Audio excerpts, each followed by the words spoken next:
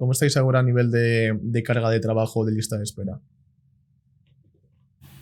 Va por zonas, va por zonas y va por médicos. Incluso en mi centro de salud hay médicos que tienen mucha lista de espera, hay otros que tienen poca. Esos son factores que realmente, lógicamente, el que más ruido hace es el que tiene lista de espera. Yo, claro que me creo a los pacientes que me dicen he pedido cita por la aplicación y no me dan dentro de 10 días.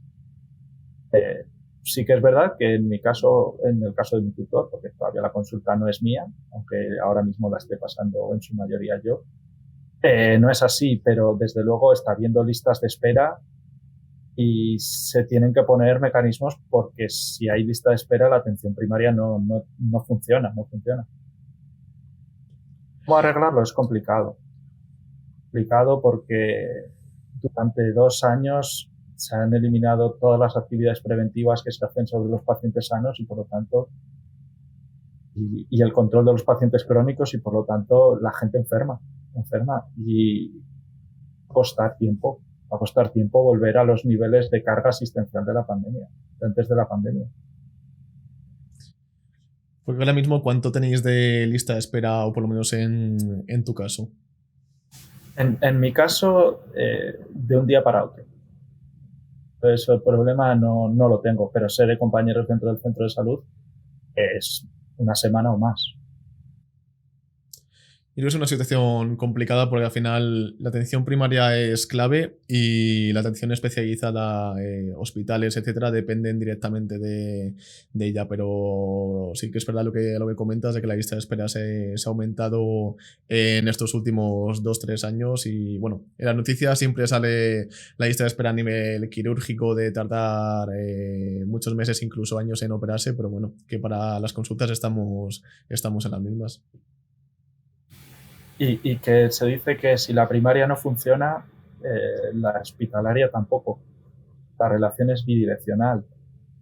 Si en el hospital tardan un año en ver a una persona, todos los síntomas asociados a la enfermedad que en el hospital no se ve, también recaen sobre primaria, que es sobre lo que el paciente puede acceder.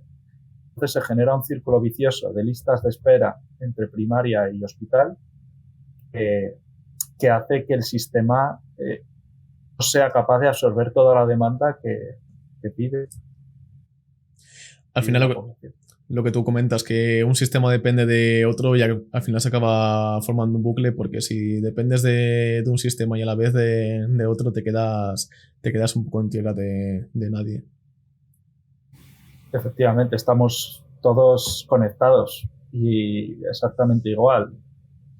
Todo tiene un límite, todo tiene un límite y dice mucho que se está cerca de los límites de primaria, que está cerca del colapso, pero el tema es que debería estar cerca del colapso a estar un año de lista de espera para una consulta hospitalaria.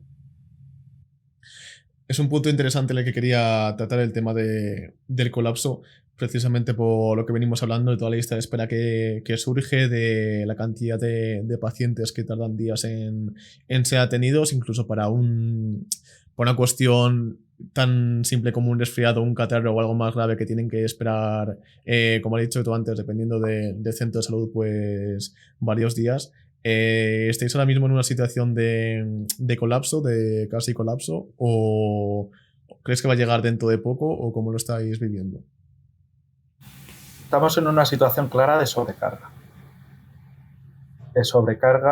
en atención primaria y en urgencias. Yo trabajo en los dos sitios y la sobrecarga es evidente. Hay menos personal de lo que exige la población para atender a la población bien. Mi horario de trabajo es de 8 a 3 y yo rara vez consigo acabar la agenda a las 3. Eso es un claro síntoma de sobrecarga y sin tener lista de espera, porque en mi caso era lo que comentaba, en la consulta mía no hay lista de espera, entonces el que con la aplicación tiene un resfriado y pide y le dan para mañana, a lo mejor puede esperarse a mañana. Pero el que le dan para 10 días, lo normal es que se presente en el centro de salud pidiendo una cita urgente. Y eso es un derecho de la población y no se tiene que negar. Es decir, Yo sé de sitios en los que a lo mejor no se han atendido bien esas cosas. Pero si un paciente cree que debe ser valorado en el día, es un derecho del paciente y se debe cumplir. ¿Qué pasa? Que si ya tenemos las agendas llenas, eso va extra. Eso es un extra.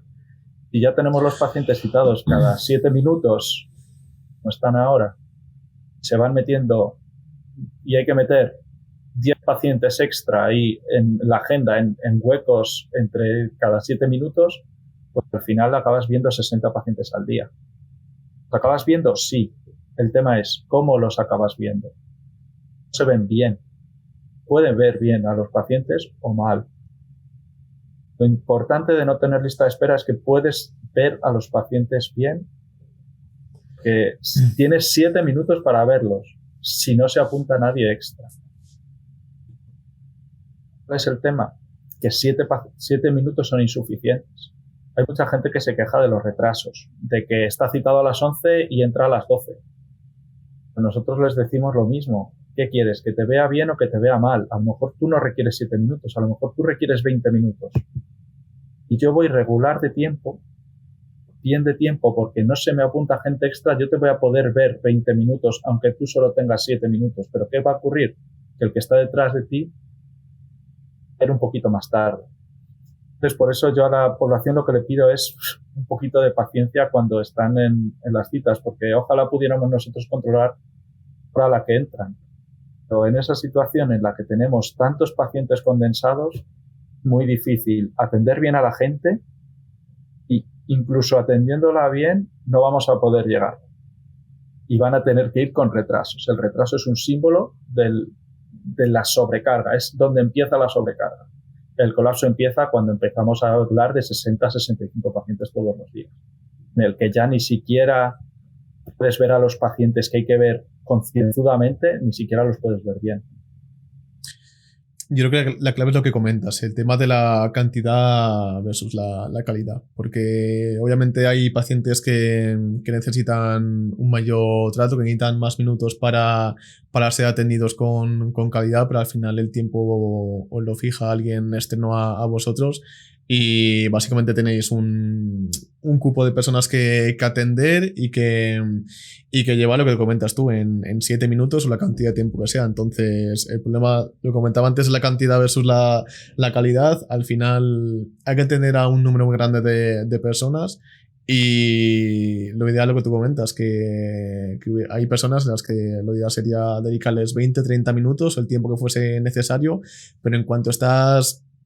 Al principio es muy fácil, al principio de la mañana, y eso me imagino que lo sabrás tú mejor que nadie, que si fallas 2-3 minutos o te tiras 2-3 minutos más con un paciente, pues bueno, son 2-3 minutos que piensas que en un futuro vas a recuperar. El problema es cuando vas derivando 3-4 minutos por paciente y al final a todo el mundo que ha ido a la atención primaria le ha pasado de que tiene a las 12 de la mañana y la tienen a la 1, pues quizás, hay una cosa que tener muy en cuenta, que no es problema del médico. Obviamente el médico va a tiene toda la responsabilidad, pero obviamente va a tratar al paciente con la mayor cantidad de tiempo posible, con el tiempo necesario y con la mayor calidad necesaria, pero obviamente tiene que fijarse a unos tiempos. Sí, el tema en todas las reclamaciones de la atención primaria está el tema del tiempo. El tema es que no es compatible el tiempo con la cantidad de pacientes que tenemos ahora. No sé si exactamente por el número o por la demanda de esos pacientes.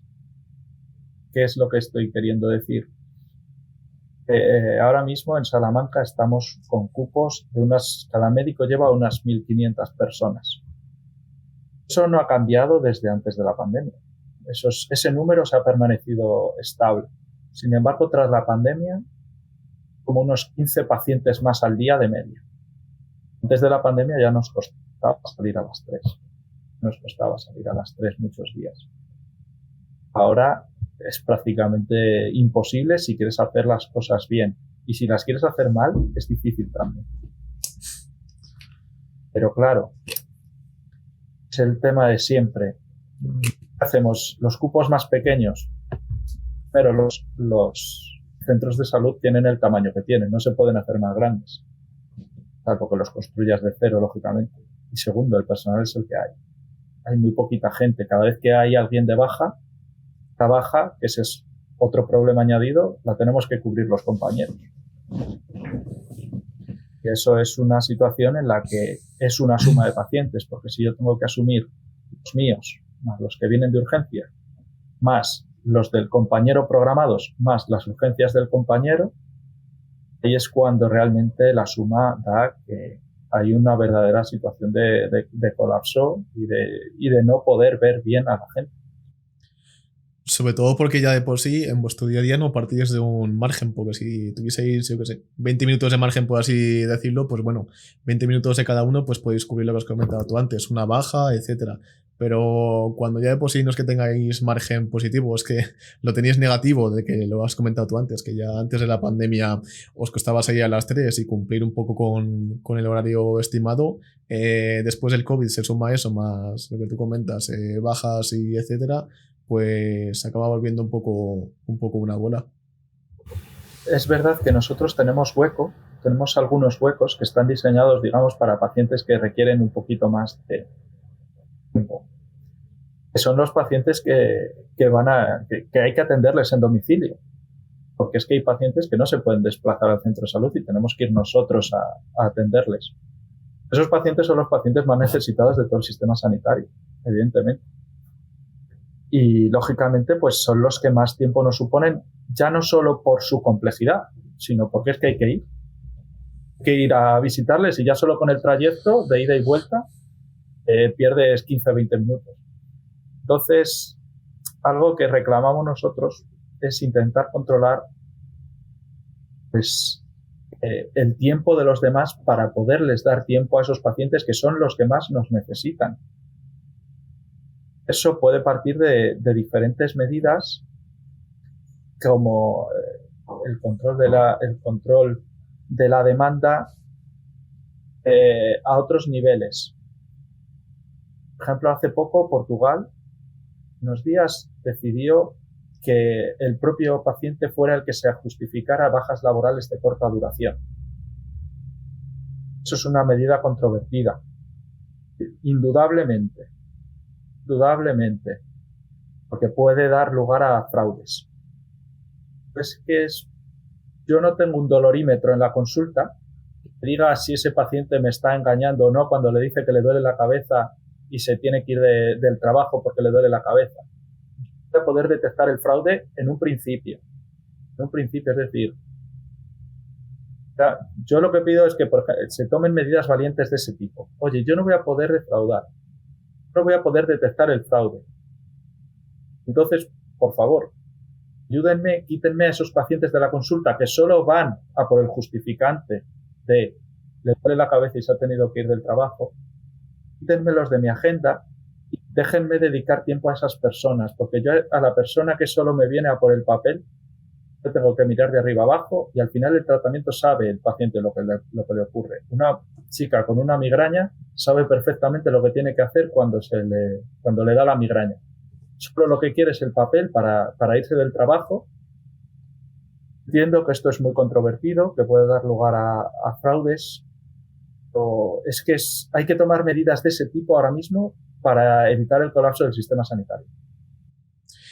Yo creo que es lo que tú comentas, el tomar medidas por lo menos que sean coherentes, pero que os supongan obviamente una ayuda a todos los profesionales que trabajáis tanto en atención primaria como en atención especializada.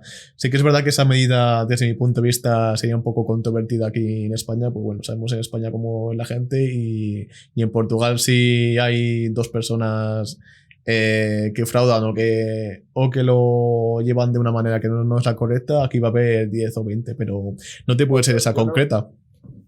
Yo no estoy diciendo yo estoy diciendo que además lo que hago es legitimar el fraude, porque es que es lo que digo, yo ante lo que me dice un paciente yo me lo tengo que creer. Si tú me dices que te duele la cabeza, yo no tengo manera de comprobarlo. Entonces, ¿qué es lo que haces si haces que el paciente se autojustifique? Si el responsable de esa baja laboral soy yo, sin embargo, al que le cae el palo por el fraude es a mí como médico. Sin embargo, si pones eso, haces que esa baja, el paciente se responsabilice de ella, y hay un fraude al que le cae el marrón de verdad es al paciente. Esto también es un grado de madurez, que el paciente sepa que se la juega y defrauda, porque ahora mismo sabe que si defrauda hay un papel del médico en el que le recomienda de guardar reposo. Entonces también para el fraude sería incluso mejor que el paciente se autojustificara, porque al final estoy legitimando un dolor que no existe, que puede no existir. Yo creo que en ese sentido sí que estoy de acuerdo contigo en el que sería un poco la solución, entre comillas, al tema del fraude, porque aquí en España se cuenta ahora con el comodín de lo que tú comentas, de que si una persona va con el fraude por delante, al final la responsabilidad, entre comillas, es del médico. En cambio, si haces que se responsabilice el paciente, pues al final lo que tú dices que es el que se la juega y el que tiene que tomar la decisión. Y que también hay fraude al revés. Es decir, todos sabemos situaciones de gente que está trabajando por contratos de menos horas de las que al final, menos horas de las que al final hace y cosas así. Es decir, el tema de los fraudes es complicadísimo. Es complicadísimo y es meterse en un jardín enorme, porque hay fraudes de los dos tipos y no se puede negar. Pero hay que tomar medidas valientes. Hay que tomar medidas valientes porque realmente hay que intentar sacar cosas no sanitarias del sistema sanitario. Porque el sistema sanitario no puede cubrir sanitario y cosas laborales, por ejemplo. Tiene que cubrir cosas laborales como las bajas laborales, pero las de larga duración y cosas así que sean más susceptibles de valoración médica. Pero cosas así muy puntuales, eso muchas veces nos llena la consulta y no podemos dedicarle tiempo a los pacientes que de verdad lo necesitan.